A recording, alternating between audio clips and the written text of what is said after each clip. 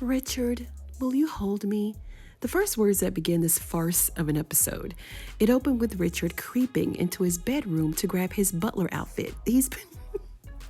He's been called in to work at the White House, right? And I don't know why they're calling in the wait staff. Guess they need someone to serve tea and cookies while they play bang bang shoot 'em up in this finale shootout, right? But Nancy wants some affection, some consoling, a little understanding, but Richard was totally over it. He wants a divorce and he meant it. And this took Nancy totally off guard. And I understood where Richard was coming from, and he told her that her love is no longer enough to make him stay.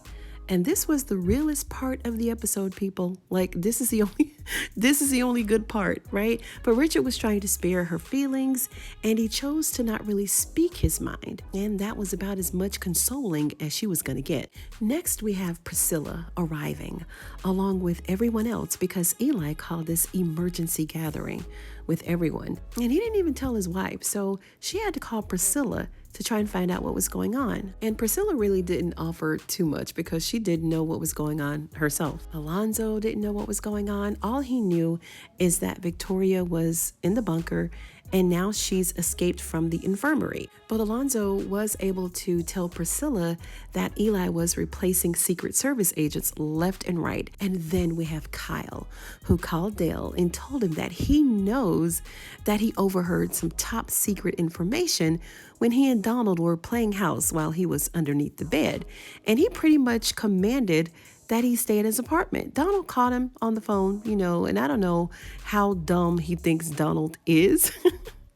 But Donald didn't believe a word that came out of his mouth. And Kyle really needs to tread lightly because Donald likes to kill people. For real. And Kyle knows this, so I don't know why he's playing with him like that. Victoria went in to see Eli, but Sam and Max tried to give her a hard time, but of course she got through anyway. She explained to Eli that she was in the bunker and that she then went to the infirmary because she bruised her head. And for whatever reason, she's got Eli thinking that Hunter put the bruise on her head. She told him that her father is going to destroy Hunter, but Eli wants him to do it the right and legal way. He wants to invoke that 25th Amendment. Eli has been trying to invoke this amendment since he and Simone stepped on the scene, and he ain't did nothing. Victoria just want to go up there and bash his head in. But Eli wants to prove something to her father, that he can get Hunter out of the office the right way if given the chance.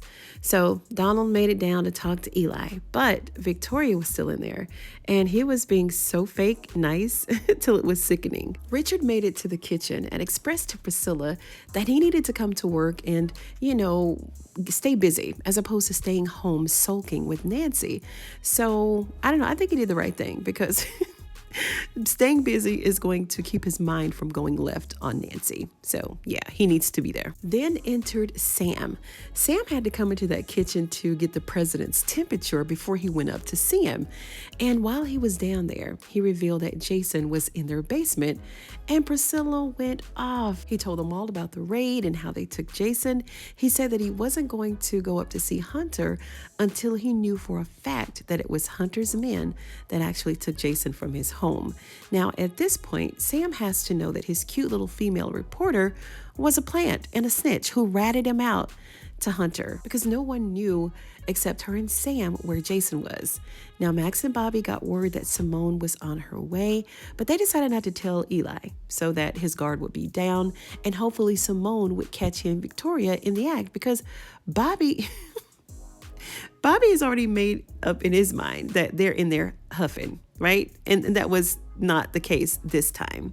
So Victoria's father is giving Eli 1 hour to get Hunter out of the office. And Eli wants Bobby and Max to get the team together, but Victoria wants to go up and talk to Hunter alone to try to calm the waters before it all goes down. So on her way upstairs to talk to Hunter, she ran into Agent Isaac and Jason.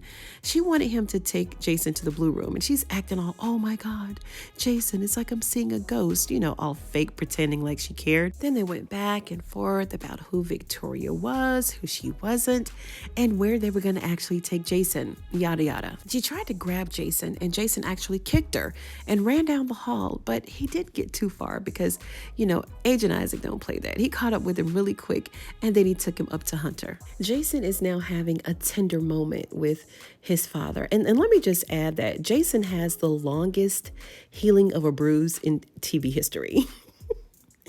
I thought that Tally from Ruthless had a long-lasting bruise, but Jason got her beat by a long shot. Anyway, Hunter expressed how much he needed Jason and how he wants Jason to trust him when he's never been there for Jason. So I don't blame Jason for being reserved and untrusting of Hunter. Like, what can we expect? He even seemed a little shocked when Hunter told him that Victoria tried to kill him too. And he told him that he'd fill him in later because their daddy, well, his granddaddy, was coming for his head. So he ain't got time to really bap his gums about the Wicked Witch of the White House. So he's going to tell Jason everything a little later. He also told Jason that he knew what he had told the reporter and that Sam was also working for him and that Sam lied to him. He told Jason to go take a shower and to relax. Now can we see why Jason is so confused? He doesn't know who to trust anymore. Simone finally made it to the Oval Office and Eli kept telling her to go home, but she refused. Then Victoria busted in and tried to get rid of Simone too, but she wouldn't listen. Victoria let Eli know that her plan didn't work, so they needed to move forward with his plan. So now everybody is marching up to Hunter's bedroom, even Richard and Priscilla, and Sam, of course. Now he has the balls to face Hunter, so he made it upstairs first. And of course, Hunter is pissed at Sam because Sam was protecting Jason. He said that he needed to get to the bottom of what really happened to Jason, but all Hunter saw was him hunching on Victoria. So he ordered Isaac to take Sam to the bunker. Then Sam went ham. He punched him. And I don't know what makes Sam think he could just beat up everybody.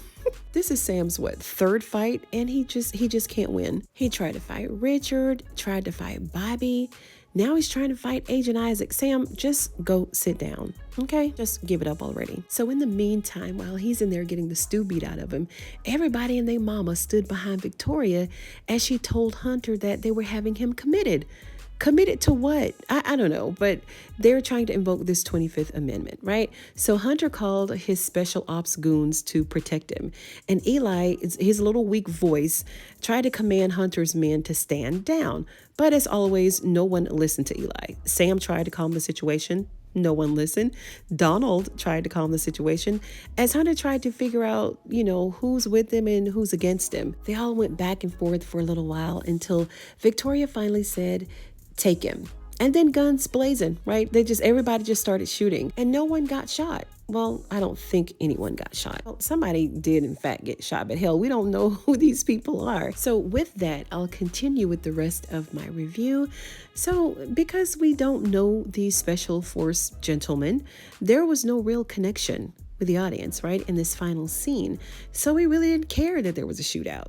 Now, I'm not going to say that I wanted anyone to be shot, but the last shootout that took place at the White House on a finale, Hunter got shot. So we felt something, right? Another shootout that took place is when Sam and Kyle got into a shootout and Sam got shot. Again, we felt something. Even when Richard got shot, we felt something. But these random gun toters up in the White House, we know who they are, but we don't know them. Like, we're not invested in these characters like we are the others, right? The entire episode built up to this lackluster moment in the end, and I was very disappointed. And I'll be honest, I didn't like the episode. I don't even have a score for it. And there is a lot that I want to say, but I may just save it for a deep dive commentary for other videos that I have regarding the entire season, character analysis, and just the series overall.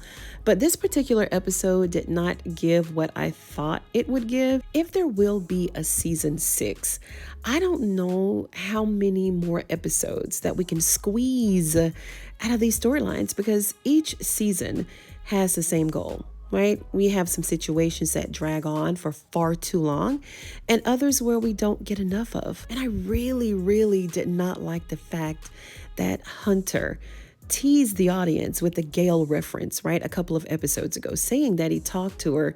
And for a lot of people, this may have led them to think that Gail may be returning for the season finale, but we didn't get that either. I don't know. What more can we say about Eli invoking the 25th Amendment? How many more brown girls is Hunter going to smash? Barry can no longer look for his daughter. Sharon is in jail and no one has seen or heard from her this entire season. The entire season. And Bobby doesn't have any more wives to sleep with. Jason can't do anything more crazy than jumping from the roof. Priscilla is still mad at Sam, but yet she's telling Richard to forgive Nancy every other week, right? And Richard is finally getting a divorce from Nancy. Victoria doesn't have anyone else to victimize. I don't know. The list just goes on and on and on and on. Like I said, if there is a season 6, I really hope that we get some fresh new faces with strong storylines and some new goals for these characters. And I've said this once before, but we keep getting the same plots season after season. Now, that's it, good people. I want to thank each and every one of my subscribers here.